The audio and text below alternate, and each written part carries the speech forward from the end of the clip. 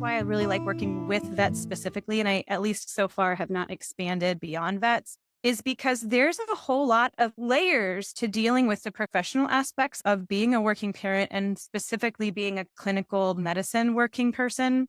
But then there's also all the other little pieces that are more like tendencies. Like we tend to have perfectionistic tendencies, and we tend to be a little bit of black and white thinkers, and we tend to wait until we're older to have babies. And we tend to have high stress lifestyles, which put us at a little bit of a higher risk for having some health concerns during our pregnancies. And then this whole thing tends to make us more likely to have postpartum complications, both health and mental. And because this is the world that I'm steeped in, and because I have a lot of tools that I bring to the table, I just feel like I'm just very well suited. Hi guys, and welcome to the House Call Vet Cafe podcast. I'm Dr. Eve Harrison. I'm a full-time integrative concierge house call veterinarian in Los Angeles, and I help other vets to build their unique mobile practices on their terms. This podcast is for and by house call and mobile veterinarians, so it is meant to give our community a platform to connect, to share our stories, to lift each other up, and to support each other. Most of us work solo as lone wolves, right? So for me, it's been really powerful to be able to physically hear the voices of my colleagues from all over the world and to get a chance to feel that we truly are part of a community of very real other human beings who get it. While you may be alone in that little bubble of your own vehicle when you're on the road seeing patients, I welcome you to join our community by tuning into our own podcast when you're on your way to your next house call.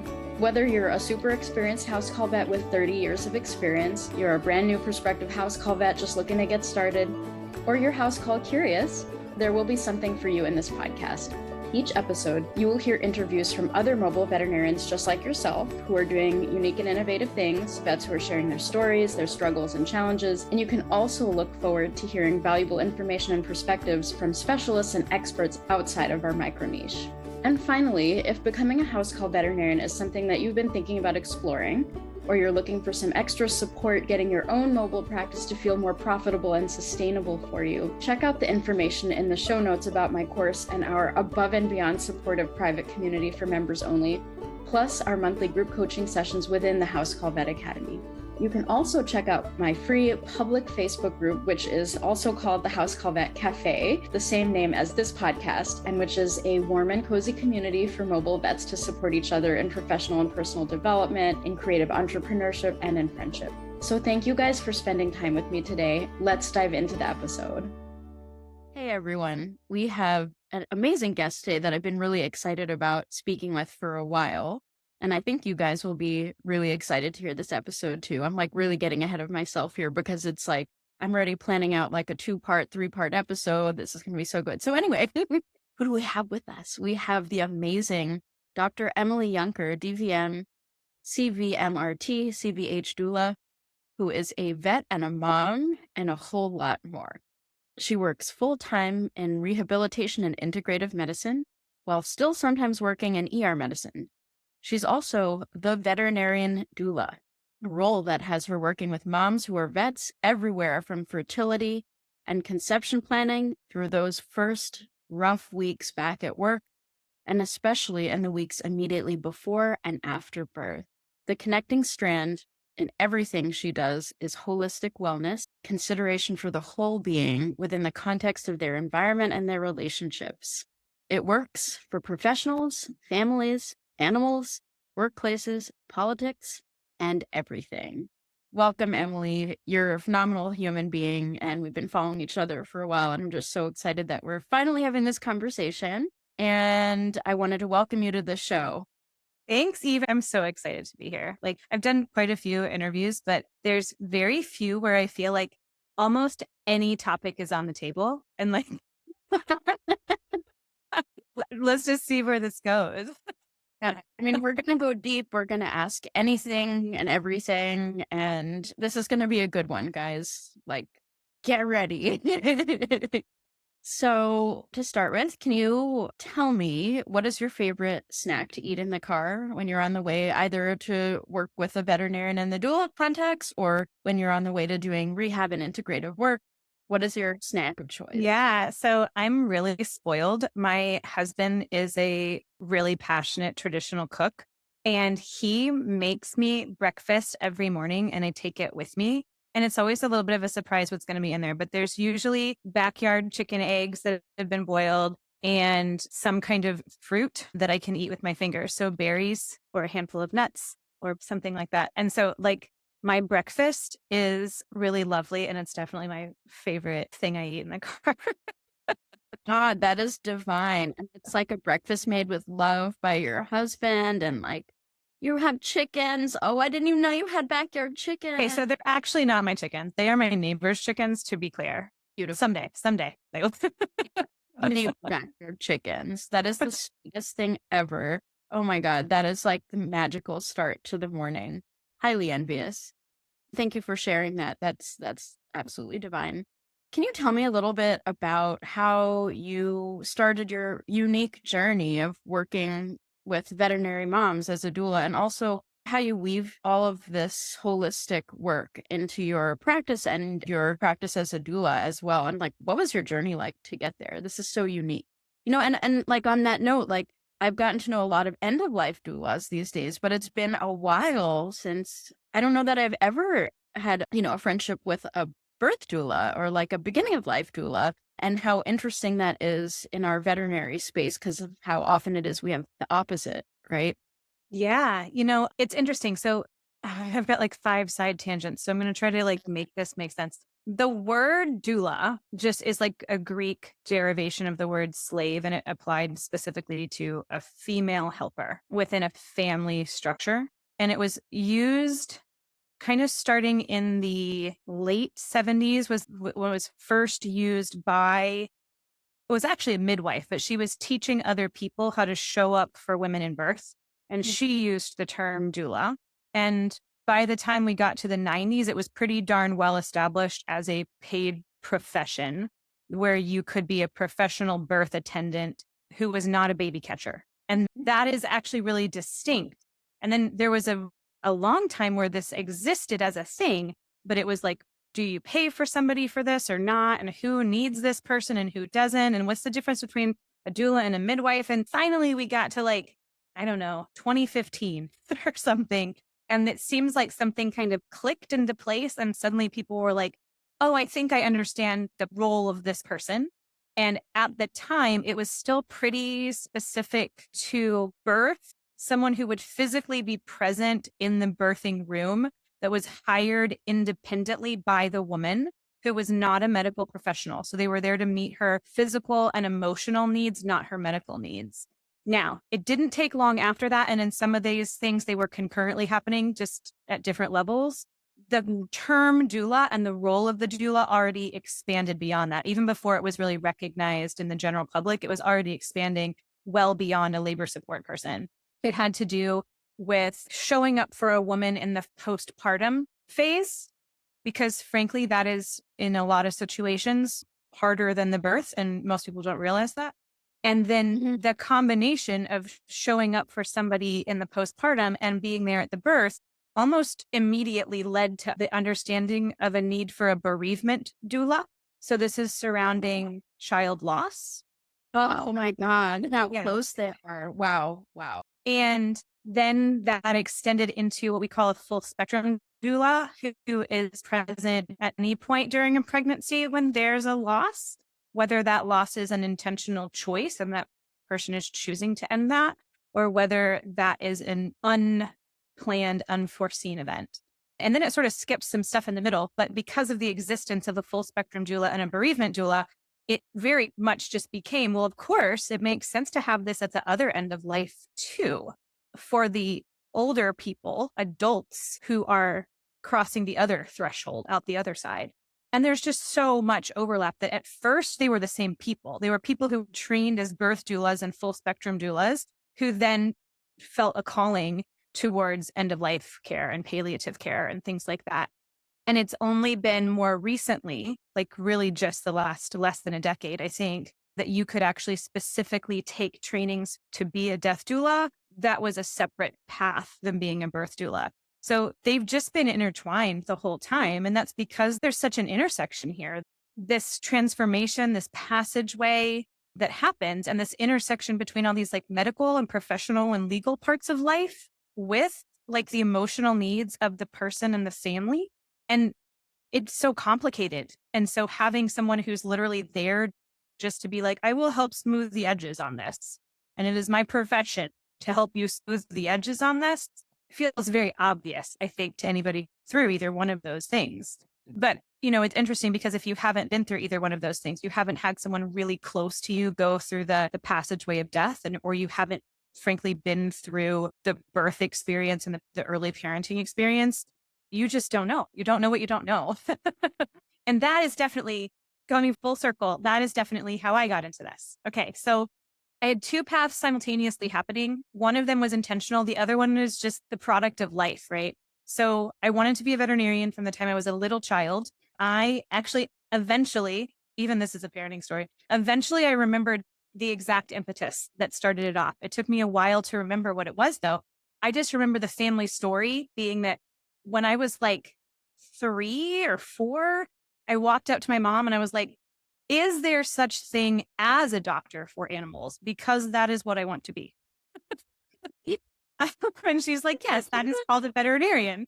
And I was like, that's what I'm going to be. You wanted to be it before you even knew it existed. That's Yes. so adorable and beautiful. Yes. And so I just did. Like, literally, there was never really anything else I considered. And even when like they make you think about those things, well, what if that doesn't work out? Like most people who say they want to be vets don't actually become vets. So what else do you want to be? And I'd be sort of like, I mean, I guess I could go into academia and just study those same things. Like, that's just what I want to do. I don't know what to say. And so I, made up answers like, sure, I'll get a PhD in research biology or something. But no, I just always wanted to be a vet. And then at the same time, I lived in a household with a mom who had a chronic disease. My mother has fibromyalgia. And that actually, I didn't know this until later either, was a postpartum complication for her, like it is for many women. Most autoimmune conditions start sometime in the postpartum period. And it did for her. And I didn't know that until I was an adult, but it did. She was working 2 jobs and she had 3 kids. And she hit burnout big time. And in her particular case, that manifested as fibromyalgia and chronic health conditions forever. And so during my really formative growing up years, my mom was seeking out ways to feel better and still be a functional human while still working and raising kids with some mixed success. I'll be honest. It wasn't like she fixed it. But so she was taking supplements and she was going to chiropractors and she was having massages. And at the same time, so I was exposed to the world of like integrative health in a very practical, lived experience kind of way. And also simultaneously with that, and there's a lot of overlap in these worlds, my mom was a natural birth junkie. Like she had all of us unmedicated. She was a labor and delivery nurse and then chose to have unmedicated births and then became a Bradley childbirth instructor, which is an unmedicated birth methodology. And so she was teaching birthing classes in our living room when I was a child. And then as I grew up, I got to babysit those kids and their kind of like naturally minded child rearing sensibilities. And so that's the world I was like steeped in. And a lot of them were integrative health practitioners. They were in that lifestyle. This is what they were doing. So there was just all these things that just sort of weaved together. And then my uncle was on a farm. And so I was exposed to animals birthing without assistance. I did not actually see a C-section until I was a veterinarian. And so to me, there weren't like separate things happening. This was just my life. They were just like the cycle of life. Yes, Yeah. please. Yes. And so it's not like, it's interesting because you have some people who are into complementary, alternative, integrative medicine types who are actually pretty like anti-scientific medicine. And a lot of time, I mean, I'll just be saying, I think a lot of that comes from trauma. I think when we get really like pushing away of something, most of the time that comes from some kind of trauma. And because I did not come from a background of medical trauma, I never had this like rejection of anything. So I was just like, well, I just want all of it. Wonderful. Want all of the options. I love that. Yeah. And that's just sort of how I approach everything in life. So when I'm looking at a dog in front of me with a problem, I don't necessarily only have just my tools, like a skin problem, for instance. It's a classic. I don't only have my immunosuppressives and my antibiotics and my hypoallergenic diet, I also have my topicals and my herbs and my mushrooms and my gut microbiome management. So like I just don't feel like I have to choose. I'm just going to do whatever is the right thing for that patient in that moment. And then the same thing applies to my kid. Like, yes, my tendency is more towards a little bit of like an attachment parenting, natural parenting kind of approach. But like, if that's not working, then we'll do something different. And then the same thing applies to my doula work. Like, yes, I come from a lineage of unmedicated birthers, and I was also an unmedicated birther. But that does not mean that I think that everybody should have an unmedicated birth. I think that you take care of the person that is in front of you. What is their circumstances? What is their set of values? What tools can we apply to get what we want? And then with veterinarians, and this is why I really like working with vets specifically, and I, at least so far, have not expanded beyond vets, is because there's a whole lot of layers to dealing with the professional aspects of being a working parent and specifically being a clinical medicine working person. But then there's also all the other little pieces that are more like tendencies. Like we tend to have perfectionistic tendencies, and we tend to be a little bit of black and white thinkers. And we tend to wait until we're older to have babies. And we tend to have high stress lifestyles, which put us at a little bit of a higher risk for having some health concerns during our pregnancies. And then this whole thing tends to make us more likely to have postpartum complications, both health and mental. And because this is the world that I'm steeped in, and because I have a lot of tools that I bring to the table, I just feel like I'm just very well suited for it. And so it was sort of an accident that I realized that I had two babies. And I mean, I'm not going to say I had it figured out. Like my oldest was only like 5. So it's not like I was like seasoned here, but like, I was like, okay, I think we're figuring this out, right? We're figuring it out. And then COVID happened and my husband became a stay-at-home dad and I was working full time in an ER. And we know what ER was like in COVID. Mhm. And and Thank you for your service, by the way. and there were no babysitters and there were no daycares and there were no schools, and we had to cancel my 5-year-old second half of his kindergarten year, which was absolutely heartbreaking because that's like the mother's tea and like the cute little graduation gowns, and like it was really heartbreaking. And so I had this really bizarre juxtaposition of like, I would come home to our funny little house in the woods, which really does kind of look like a little herbalist cottage in the woods. Like it's kind of stereotypical, to our garden that we had planted and like my kids playing in the dirt. And my little toddler at the time was like really into like picking flowers. And so she would like bring me teeny tiny purple flowers that she'd like pick in the yard. And this sort of like idyllic protected world, which I know this is not something everybody can relate to in COVID. This was not everybody's life, but this was my little protected bubble. And then I would like go out into the world, like to go grocery shopping, to go to the ER. And it was like a zombie apocalypse. Like it was insane. It was insane. And so there was this weird divide, and that divide resulted in, frankly, me making some poor decisions and entirely misunderstanding my body's signals. And I ended up pregnant. That's the short version of that. Yay. Hey, now you're having a COVID baby. Woo! This was number 3. This was number 3. And that was such a journey. And I will say that I think anybody who had a baby in 2020, 2021, and maybe even some people from 2022 probably do actually have capital T trauma and some level of PTSD. So far, I haven't met anybody who came out of it who did not. Maybe there's some really lovely people out there who things just fell into line for them, but I don't. It's really unusual. I think pretty much everybody who had a baby at that time has some trauma around it. And I was not an exception to that. And that's because we actually have enough research on this now to know that the lack of social support was incredibly detrimental, both with health outcomes and mental health outcomes, and potentially even some developmental outcomes for our littlest babies under certain circumstances, the most at risk. So having gone through that, and it was my 3rd. So I know what it was like with baby number 1 and baby number 2. I know I can see the difference in how I felt in my pregnancies and my postpartum with those 2 versus baby number 3. And in some ways, it was very intimate. I made the decision to just not interface very much with the human medical system at that time, based upon what options I had in my area. So, I mean, I had some blood work and an ultrasound and stuff like that, and some Dopplers. But really, I did not do conventional obstetrical care during that time because of the weird availability issues and the options I had. So we took an alternative route, had a home birth. It was lovely. And I mean, I think that was the right call under the circumstances. I don't second guess that choice, but we did have a medical event happen around the time of the birth. My son did what's called, which is not even a name, delayed transition. That's just what they call it. It's not even, they don't even like have like explanations for this. There's not diagnostics for it. It's basically just like they're not quite breathing the way you expect them to. And they're kind of okay, but not really. And so even though there wasn't really anything diagnosably wrong with him, we ended up in the NICU for a couple days during COVID, which was a nightmare. And because I hadn't been a patient in the hospital, I didn't have a hospital room, and you really couldn't easily leave and come back. So I just lived in the hospital for a couple days. They did give me a room, which was really lovely. Like a midwife advocated for me so that I had a parent's room in the NICU, which is a thing. If you don't know that's a thing, you should ask for it. I didn't know it was a thing.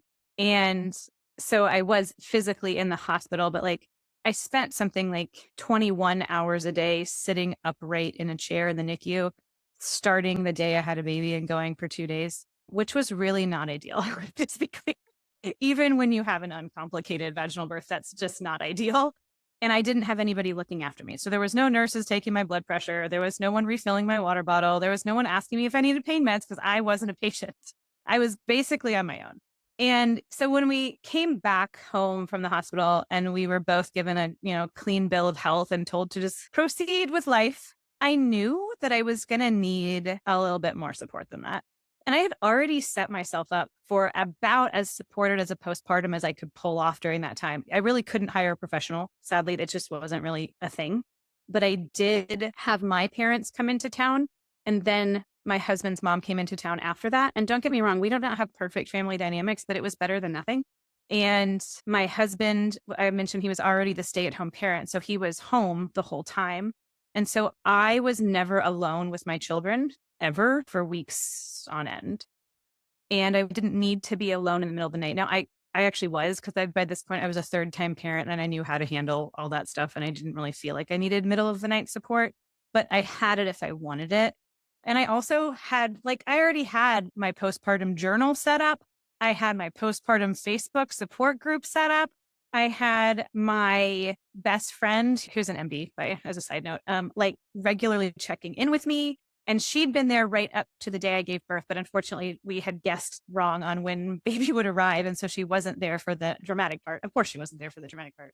And so I had set myself up for success as much as I could. And boy, did that pay off. I did not have a perinatal mood disorder. And I'm not saying that to be like, yeah, I'm a rock star, because there's only so much you can prevent and there's only so much you can plan for. But we do know, we have an incredible amount of research. It's not even subtle, overwhelming research that having support during postpartum dramatically decreases the incidence and severity of postpartum mood disorders. And so I just did that. And, I think we came through it pretty smoothly. During that time, I actually had an incredibly creative explosion, which is actually pretty common. Women who have pretty supported postpartums, you have so much brain remodeling going on, which we might get into in a little bit. But your brain is dramatically remodeling during that time because of the enormous hormonal, basically washing that is happening. And sometimes that can result in all kinds of problems. But when it's really well supported or you have good luck, it is actually an opportunity to heal some deeply embedded traumas in your life. It's a unique opportunity to heal previous life traumas. And we don't talk about that much because that puts even more pressure on the postpartum time. But I actually got to experience that, and that I had this incredible creative energy. And I basically came up with the entire concept for the Veterinarian Doula. I wrote a bunch of blogs. I created an outline for a course. I redid our entire finances and the way we approach our budget. I read a whole bunch of books. And then, and this was a fairly short postpartum. I didn't have 6 months. I had 8 weeks. I had tried for 12, but then my car broke down right in the middle of it. And now I had an unexpected NICU bill and I had to buy a new car while we had no income coming in. So I ended up having to go back to work well before I wanted to. And yet I still had this really transformative healing experience.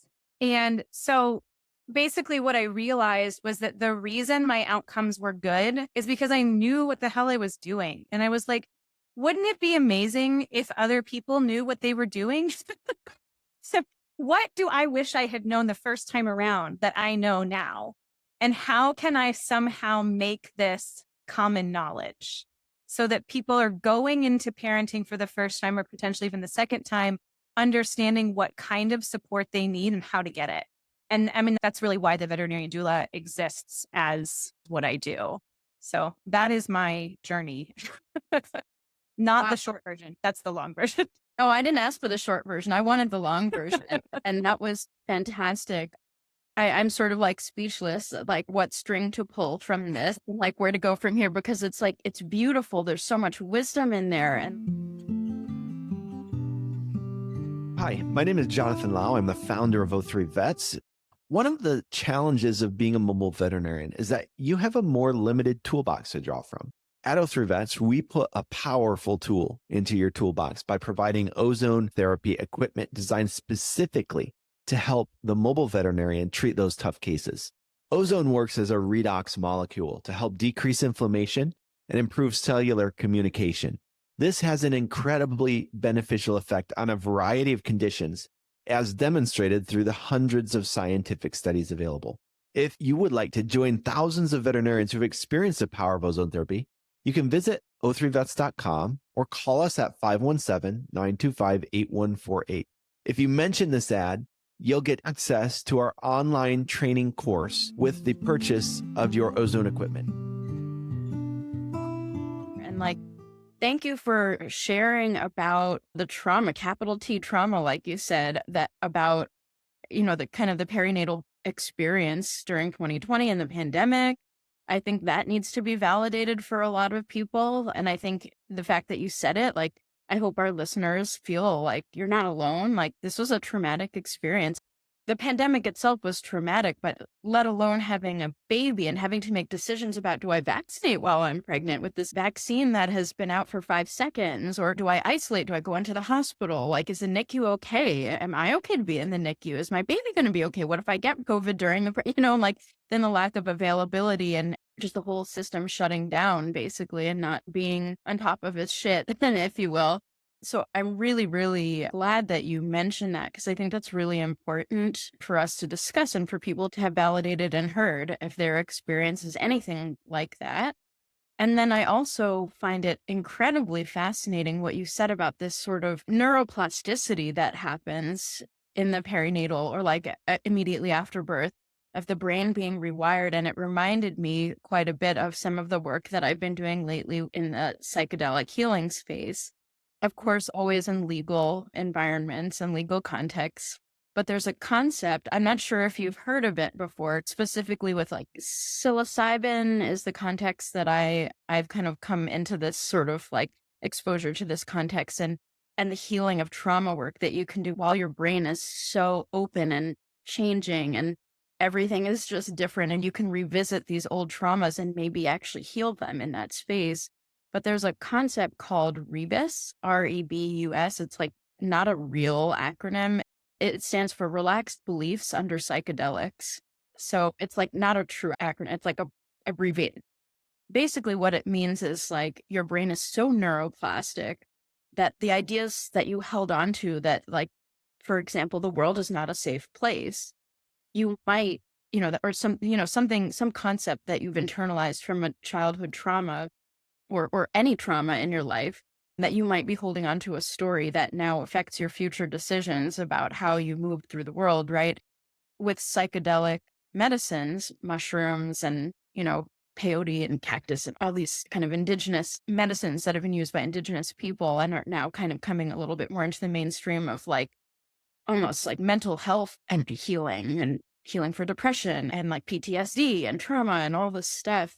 So there's this rebus, like where your brain just is rewiring and you have access to old memories without necessarily the same stories. And you can play with these stories and revisit traumas without the same baggage and then come out the other end having this memory that no longer has a hold on you the way it did, this sort of like grip of trauma. And some thought that you have in your mind, you can't go there or you can't think that thought, or if you do, it goes into a whole like cascade of insanity. And, Wow. it's very, very interesting. I had no idea that there was a similar mental experience or emotional experience with the neuroplasticity around birth. And it makes complete sense. Why wouldn't there be? Why wouldn't there be? So, I mean, that's so beautiful. And thank you for sharing about that. And I think it's actually really it's relevant for kind of my next question, which is, so a lot of people come to house call practice specifically for the flexibility. They want agency over their lives in a professional capacity. They want control over their time. They want the freedom to be with their families, to parent how they want, to be there for their children, to make decisions that are not dictated by some corporate boss or some middleman who says what your schedule has to be, or it guilt trips you for taking the time you need for your own health.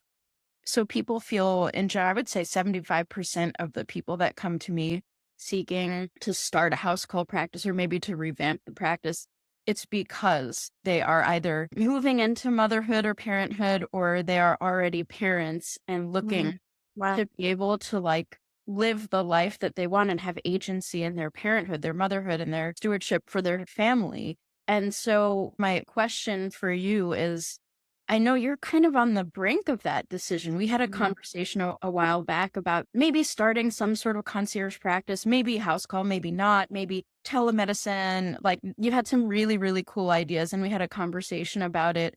And I'm not asking that you have any sort of like answer or verdict that you come up with, but what I think is maybe really interesting for our listeners to hear is it's like what these like almost the pros and cons, like what's in your head as you're on the brink, like pregnant with this possible decision. And, given that so many people are in the peri-birth, motherhood period where their brains might actually be more neuroplastic, more creative, more open to a huge change, like starting a practice or bringing like really novel, heartfelt ideas into what the practice might look like around the parenthood. I was wondering if you could just sort of speak and if you felt comfortable to share some of your thought processes around these issues.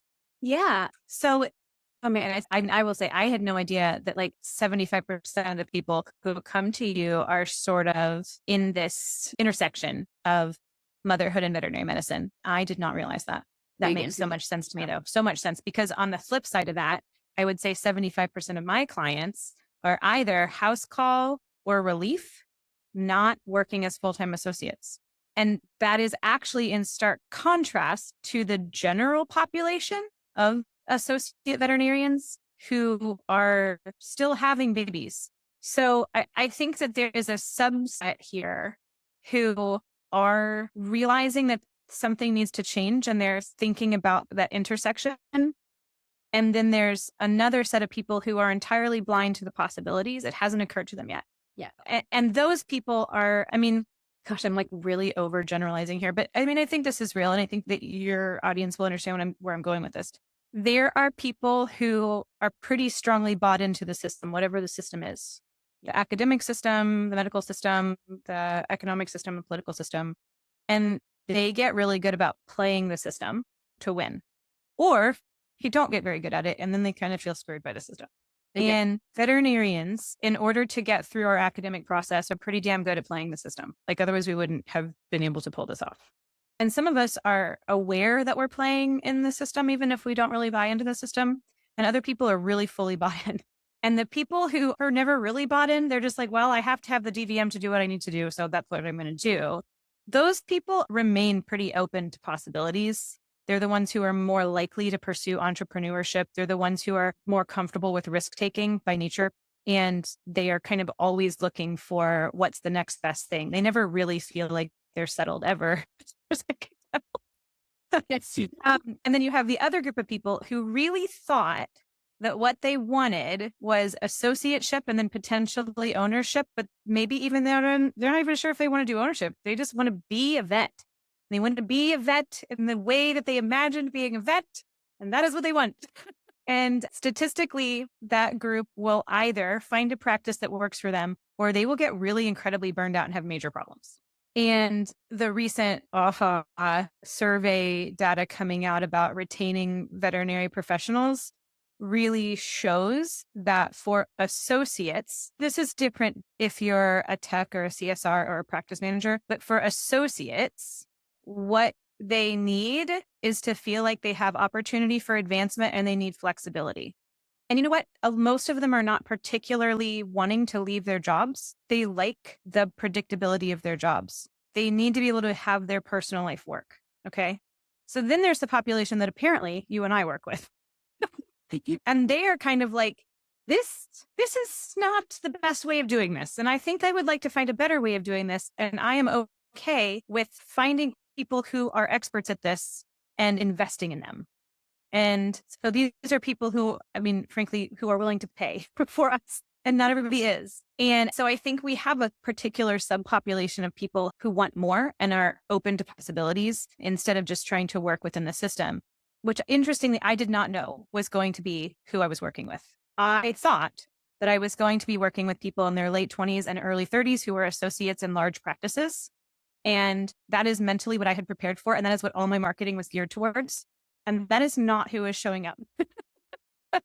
And I've literally had to like step back and be like, okay, I need to rethink something.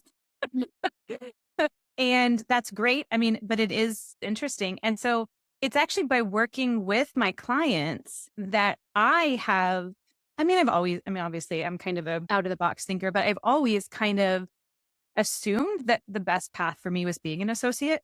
The reason I thought that, which I think a lot of moms can relate to, is because I knew I wanted to be a mom and I knew that was a priority for me. And I couldn't envision, and potentially I still can't envision, what it takes to be a practice owner and a mom at the same time. I really struggle with trying to figure out how you give both of them the attention you want and that they really need. And I don't have that modeled well for me. I don't know people who I think have done it the way I would do it. So it's a little hard for me to picture it. So I definitely went into corporate practice right out of vet school, intentionally, on purpose. Like that was a choice I made, even though I'd done all of my shadowing and all of my like high school and college time had been in private practice. I also knew I did not want that.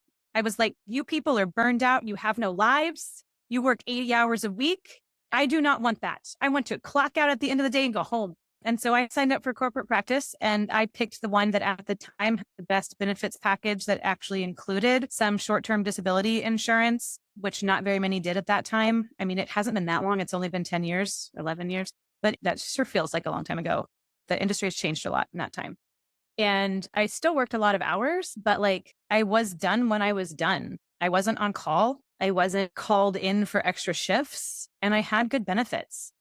And I also had good mentorship. I will say that's highly independent. That's highly dependent upon where you work. The particular location, I was very choosy about it. And I chose a 5-doctor practice that had 2 very experienced doctors and a pretty decently good medical director and a really solid practice manager. And I did not have to like be entirely on my own for a surgery for months. I got really good at dentals because everybody around me was really good at dentals. I had techs who were highly supportive. And even though I had major surgery anxiety, they would like put on the calming music and they would like lay out all the stuff for me. And they're like, it's going to be okay, Dr. Yunker. Did you go potty first? You know, like they were so good to me. And I don't have any regrets about that first place that I worked. Unfortunately, I've also seen the other side of corporate practice. The second location I worked, I was 6 months pregnant when I started there. And they pretty much made it clear from the very beginning that they didn't really like the idea of babies at all. And that they were not going to really accommodate my need for pumping breaks. And so I basically ended up in a situation where I could either take lunch or pump. And I wasn't allowed to stay late to write notes, but I also wasn't allowed to write notes while I was on my breaks. Like they were basically just hedging me further and further into areas of discomfort until it was very clear that there was literally no way to make it work anymore. And this was within the same company, just a different location with a different mindset. which also confirms the AHA data that it all comes down to like who your team is and who your support structures are. And it's not about what name is on the building. And so then it was very clear that while it looked good on paper, that if it was that easy to game the system, if it was that easy for people to decide that they didn't want me there and to just find ways of working it so that I was gone, then I wasn't really safer there than anywhere else. So at that point, I was not really interested in working in corporate practice anymore. So I went back to private ownership, which has its own levels of risks. I mean, like if you don't jive with the team there, it's just as bad and they potentially have worse benefits, which was exactly what happened. ER work. So there were good teams and bad teams. The turnover rate was high. Sometimes it was great. Sometimes it wasn't. The benefits package, it was a much smaller practice, was not great. I mean, they tried, but like there's only so much they could really do from a benefits standpoint. So like with baby number 2, I had no paid leave of any kind, and that sucked real bad. And we got creative with it. You know, I tried to bank as much vacation time as I could, and theoretically I could work additional shifts to bank up more time. But the thing was, I was pregnant. I didn't want to work more shifts while I'm tired. I mean, I'm already exhausted. So I'm going to try to work more shifts just so I could take a break after the baby arrives. Like this, it just does not work.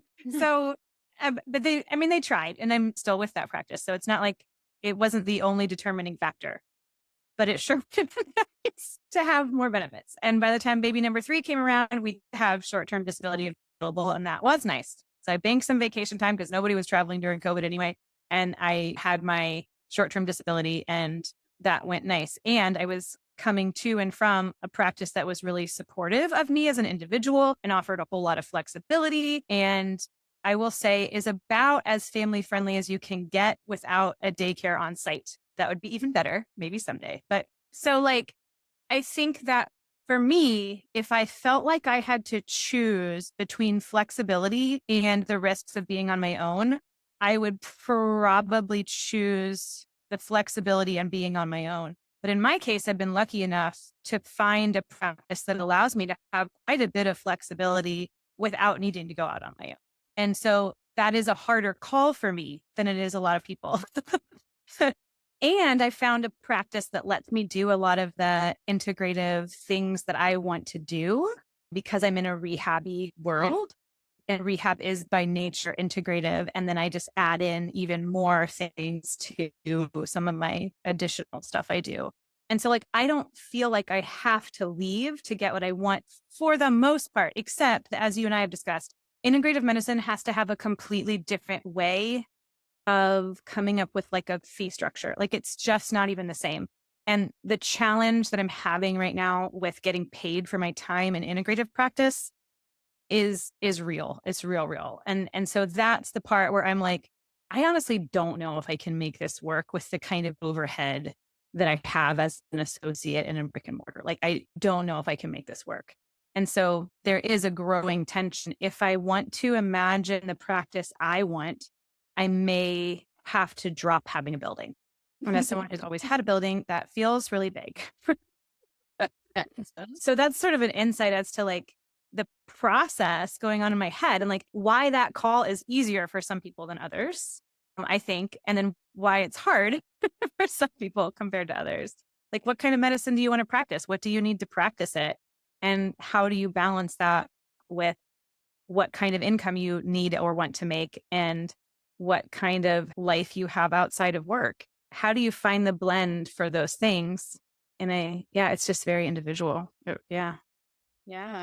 Thank you for sharing some of your thought process. And again, I think this is going to be really validating to a lot of people that I know are up against similar decisions, whether, they can make parenting work, put their whole heart into parenting and their whole heart into their practice, and whether they can do this without a brick and mortar, whether they can go out on their own and support themselves. And I mean, these are exactly the questions that we should be asking ourselves when we make a decision to start a practice. And I value your voice and your concerns and your well-balanced pros and cons list. I think it's all completely valid. I'm obviously very biased, and I'm privy to seeing a lot of parents beautifully balance their parenting with their practice. But I mean, it is such a uniquely individual decision to make. And I think every outcome is valid. And I mean, there's financial decisions that weigh in, there's the team that you have supporting you now, whether you have a practice that is not like burning you out so bad that you need to get out immediately, and whether you feel like that's good enough. I mean, it's a really beautiful place to be, where you're not like on the hot plate where you're like, oh, I got to make a decision right this second. Like you have a little bit of like luxury to sort of like, what do I, and like, that's a beautiful place to make these decisions from. And thank you for sharing that decision process. And like I said, we're not going to like come up with an answer right now. And let's see, career therapy live. Yeah. As much as I'm feeling a craving to do that, we're not gonna. But yeah, I'm just really grateful. And I know a lot of people are going to see themselves in your story and your thought process. And I think there's like a lot of inherent value that you shared that. And again, I want to validate you and say that a lot of your concerns are like, this is the heart of it. This is the heart of the decision-making process. And you're doing it. Whatever you decide to do, I'm proud of you for thinking these thoughts and for sharing them with us. Hi, guys. Thanks for joining us for part 1 with Dr. Emily Yunker. Our conversation got so juicy and so heart-based that it was just like not something that we could end after 30 to 40 minutes. So I hope you guys will join us for parts 2 and 3. And those should be really, really awesome. And I can't wait to see you there. Thank you so much for listening to this episode of the House Call Vet Cafe. If you enjoyed this episode, then hit the subscribe or follow button on Apple Podcasts, Spotify, Google Podcasts, YouTube, or wherever you listen to podcasts so you never have to miss an episode. This podcast is made specifically for you, so don't be shy if you'd like to reach out and let me know your thoughts on this episode. You can find me on Instagram and Facebook as The House Call Vet Academy, where I also share more valuable content. If you're interested in learning more about consulting for House Call Vets or the House Call Vet Academy online course and community, please click on the link in the show notes. Have an amazing rest of your day, and I can't wait for you to join us for our next episode of the House Call Vet Cafe.